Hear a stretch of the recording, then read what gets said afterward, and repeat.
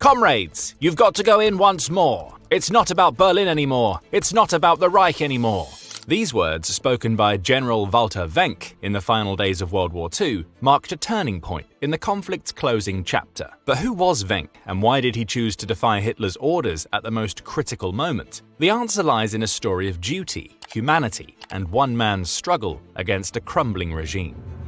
Between both world wars, Wenck briefly served with the Freikorps, a paramilitary group, before enlisting as a private in the Reichswehr, the military organization of the Weimar Republic, in 1920. By 1939, Wenck had advanced to major and served as chief of operations for the 1st Panzer Division. During the invasion of Poland, Wenck earned the Iron Cross 2nd Class and 2 weeks later, the Iron Cross 1st Class. His leadership in the swift capture of Belfort, France, in 1940 led to his promotion to colonel. In 1943, at the age of 42, Wenck was promoted to the rank of general, making him the youngest general of the branch. This exceptional performance earned him the nickname the Boy General, a testament to his youth and abilities at a time when most generals were considerably older. In 1944, he held the position of Chief of Staff for Army Group South, Ukraine, and during this time he caught Adolf Hitler's attention through a report highlighting the situation on the Eastern Front. Wenck wrote, "As you see, my Führer, the Eastern Front is like Swiss cheese, full of holes." Although he was reprimanded for his casual phrasing, Hitler nonetheless appreciated the vividness and dynamic nature of the report. However, as Wenck reached the peak of his career, the tide of war was already turning against Germany. The initial successes of the Wehrmacht were giving way to a series of devastating defeats on multiple fronts. As the situation deteriorated, Wenck faced new and increasingly daunting challenges. The skills that had propelled his meteoric rise would soon be put to the ultimate test as he navigated the complexities of a war that Germany was steadily losing. Around 22nd of July 1944, Heinz Guderian, the newly appointed Chief of Staff of the German High Command, selected Wenck as his Chief of Operations, and on 13th of February 1945, after much debate, Guderian convinced Hitler to appoint Wenck as Chief of Staff to Army Group Vistula under Heinrich Himmler, granting him authority to launch an attack. While Wenck initially achieved some success, Hitler demanded his daily attendance at the Führer briefings, requiring a 320-kilometer round trip. On February 17th, exhausted from the grueling schedule, Wenck took over driving from his tired driver, fell asleep at the wheel and crashed.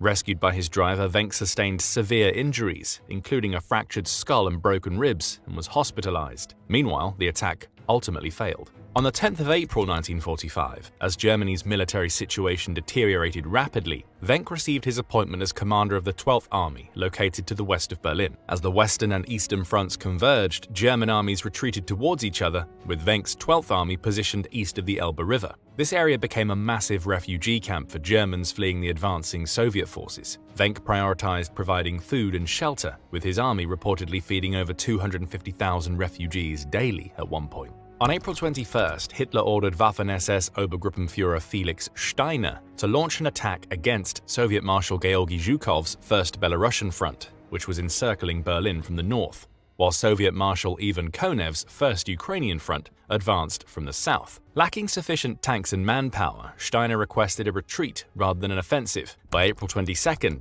as Steiner's forces withdrew, Wenck's 12th Army emerged as Hitler's final hope to defend and save Berlin. At the recommendation of General Alfred Jodl, Wenck was directed to disengage from the Americans to the west and advance east to join General Theodor Busse's 9th Army, which was already surrounded and unable to provide support. Their combined forces would target the Soviet encirclement of Berlin from the west and south, while General Rudolf Holster's Panzer Corps launched an assault from the north. Wenck's forces initially made progress towards Berlin but were halted outside of Potsdam due to strong Soviet resistance. This illustrated the futility of Hitler's grand plans in the face of overwhelming enemy forces. By April 27th, Soviet forces had completely encircled Berlin, cutting off any hope of relief for the city. Wenck reported to the German Supreme Army Command that no attack on Berlin was possible. Faced with this reality, Wenck made a critical decision that would define his legacy. Instead of following Hitler's orders to continue the hopeless assault on Berlin, Wenck aimed to save as many civilians and soldiers as possible from the advancing Red Army. Wenck redirected his army toward the forest of Halbe,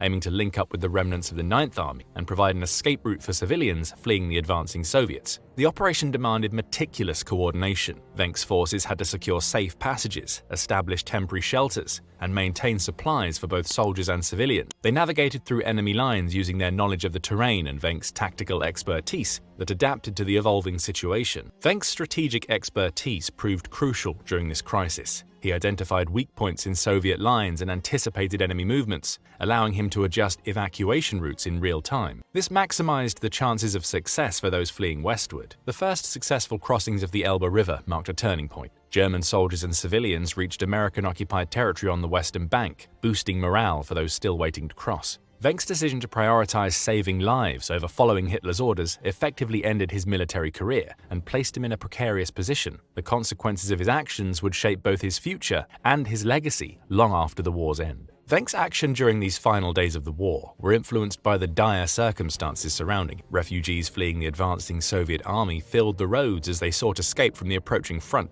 Wenck recognized that complying with Hitler's unrealistic demand would not only fail to save Berlin, but would also condemn thousands of innocent lives to a horrible fate. By redirecting his forces to create escape routes for civilians and soldiers, Wenck took enormous personal and professional risks. His actions directly challenged the Nazi command structure, placing him in that dangerous position. The decision to disobey orders conflicted with the military oath he had sworn, which demanded unwavering loyalty to the Führer and the Nazi regime. As April 1945 drew to a close, the situation in Wenck's sector grew increasingly desperate. The Soviet army advanced relentlessly, systematically attacking retreat routes and pushing German forces back along the entire front. Wenck's earlier report to the German Supreme Command on April 28 had made it clear no attack on Berlin was possible, and support from the Ninth Army could no longer be expected. Faced with this reality, Wenck formulated a final, daring plan. His objective was to evacuate as many troops and civilians as possible across the Elbe River to the relative safety of American-occupied territory.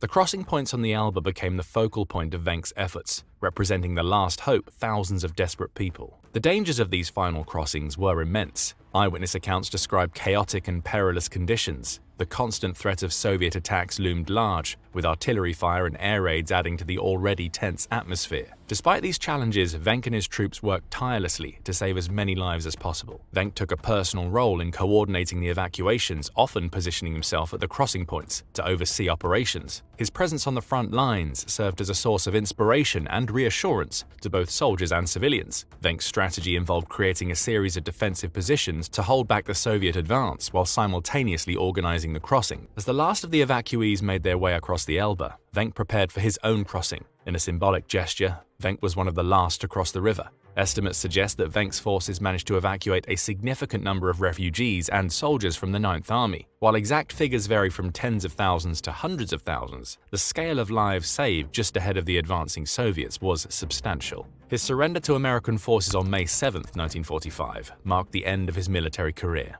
After his release from US custody in 1947, Wenck transitioned to civilian life. He became an industrialist, serving as the managing director of Dr. C. Otto & Comp, a producer of industrial ovens, and later as the director of the Diehl Group, an arms manufacturer. Historians regard Wenck as a skilled leader and a master of improvisation, though the task of saving Berlin in 1945 was beyond what anyone could achieve. His actions are often cited as an example of individual decision-making under extreme circumstances. Wenck's ability to navigate the complexities of his position, balancing military duty with humanitarian concerns, has made him a subject of interest for scholars studying ethics in wartime. While Wenck did not receive formal honors for his humanitarian acts, his story has been preserved in historical books and documentaries. In 1957, he was invited to become Inspector General of the Bundeswehr, Germany's post-war armed forces. However, he declined the position when his conditions, including having the Inspector General serve as Commander-in-Chief of the armed forces, were not met. On May 1, 1982, Wenck tragically died in a car accident during a trip to Austria when his car hit a tree. He was buried in his hometown of Bad Rottenfelder, Lower Saxony. Well, that's it. Thanks for watching. We hope you found this video informative. If you enjoyed learning about today's topic, make sure to check out our other videos about German generals. Don't forget to like the video, subscribe to our channel, and hit the notification bell to stay updated on more World War II content. And we'll see you in the next one.